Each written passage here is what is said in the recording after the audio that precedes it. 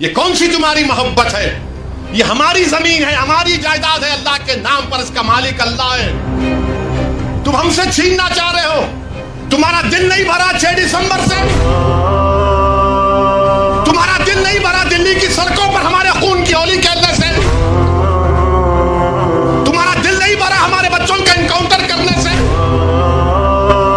तुम्हारा दिल नहीं भरा बुलडोजरों से हमारे घरों को तोड़ने से? तुम्हारा दिल नहीं भरा हमारे बच्चों के सरों से हिजाब खींचने से? तुम्हारा दिल नहीं भरा हमको इस मुल्क की शरीयत खत्म करने का कानून बनाया, अब तुम हमको हमारे वजूद को मिटाना चाहते हो। खुदा की कसम अपने वजूद को मिटने नहीं देंगे इंशाअल्लाह ताला।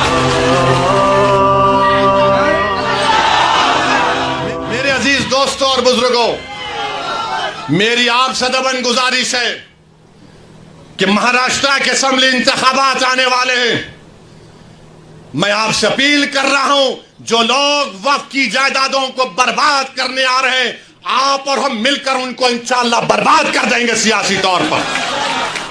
मेरी आपसे अपील है कि मैं यकीनन कह रहा हूं कि इस महाराष्ट्र की विधानसभा में आपको इम्तियाज जलील को और मंजलिस के नुमाइंदों को भिजाना जरूरी है। तुम्हारी आवाज हो, अगर तुम्हारी आवाज नहीं होगी तो कौन आवाज उठाएगा? तुम नहीं देखते पार्लियामेंट में क्या हो रहा है? तुम नहीं देख रहे पार्लियामेंट में कौन पुकार रहा है दीवानों की तरह?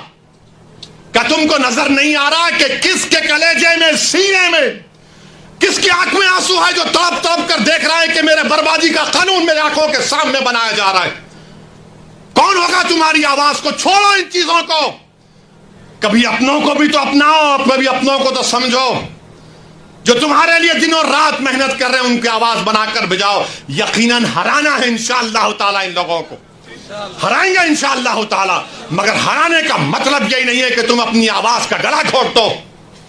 तुम अपनी आवाज का गला घोट कर कैसे दूसरों के सर पर ताज रख सकते हो, मुझे बताओ। यह तो नहीं हो सकता मेरे भाई। तो मेरी आपसे गुजारिश है कि इस बात पर भी आप गौर करिए। हम लड़ रहे हैं और लड़ते रहेंगे इंशाअल्लाह ताला। और अगर मोदी ये कानून बनाते हैं तो जैसा कि पर्सनल लॉ बोर्ड ने फैसला लिया कि अगर एहतजाज होगा मोदी जी तो आप हमारे वजूद को मिटाना चाह रहे हैं, बेहतर यह है कि मैं रोड पर आकर अपने आप को खत्म कर लूं, मगर अपने घर में बैठकर अपनी जायदादों को छीनना नहीं देख सकता जो अल्लाह उसका मालिक है। मैं घर में बैठकर नहीं दे सकता कि जिसका मालिक अल्लाह है उसको जायदाद को छीन लिया जाए। यह हुकूमत की जिम्मेदारी होगी। आपको अगर कानून बनाना है तो रोजगार दो, कानून बनाना है तो महिलाओं को बचाओ। अरे कैसा हमारा मुल्क हो चुका है कि उज्जैन में बीच सड़क पर, फुटपाथ पर एक जालिम शैतान एक खातून की अस्मत रेजी कर रहा। ये कैसा हमारा देश हो गया है? ये गांधी का मुल्क, ये आजाद का मुल्क, अम्बेडकर का मुल्क, कि वो उसका वीडियो निकाल रहा है अस्मत रेजी का। ये कैसा हमारा वतन हो गया है जब हमने अंग्रेजों से खंदा मिलाकर जलियांवाला बाग में अपनी जानों को दे दिया। हमने काला पानी की सजाएं हमारे हिंदू भाइयों के साथ काटी। आज एक अशरफ मुनियार को ट्रेन के डब्बे में पीटा जाता है तो कोई उफ नहीं बोलने तैयार। बचाना तो छोड़ो, कोई उफ बोलने के लिए तैयार नहीं है। याद रखो, जब आप अपनी लड़ाई नहीं लड़ेंगे कोई तुम्हारी लड़ाई नहीं लड़ेगा। तुम्हारी लड़ाई तुमको लड़ना पड़ेगा। तुम 70 साल से सोच सोच कर धोखा खा चुके हो कि कोई और हमारी लड़ाई लड़ेगा। नहीं मेरे भाई, तारीख में अगर नाम लिखा जाना है तो यह वक्त है अपनी लड़ाई लड़ने का। यही वक्त है अपने वोट से अपने नुमाइंदों को औरंगाबाद से भिजाने का।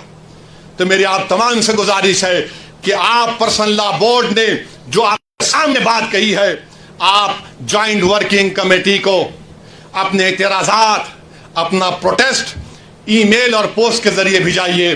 15 सितंबर आखिरी तारीख है और अल्लाह से कसरत से दुआ करिए कि परवरदिगार तो हमको जिंदा रख कर ये नज़ारे मत दिखा कि हमारी ज़मीनें जिसका तू मालिक हमसे छीन ली जाए। अल्लाह से हम गिड़गिड़ा कर सरबसूद होए, से गिड़गिड़ा कर भीख मांगे। इत्तेहाद पैदा करिए। ये कानून ना देवबंदियों के मफाद में है, ना बरेलवियों के मफाद में है, ना अहले हदीस के मफाद में है, ना बोरी समाज के मफाद में है, ना अथना शरी शिया के मफाद में है, ना आगा खानी शियाओं के हक में है, किसी के हक में नहीं है।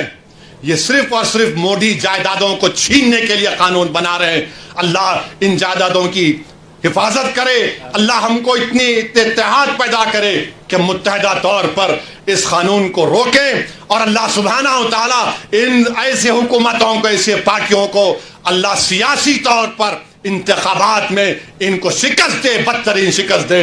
वाखिर दावाना अल्हम्दुलिल्लाहि रब्बिल आलमीन।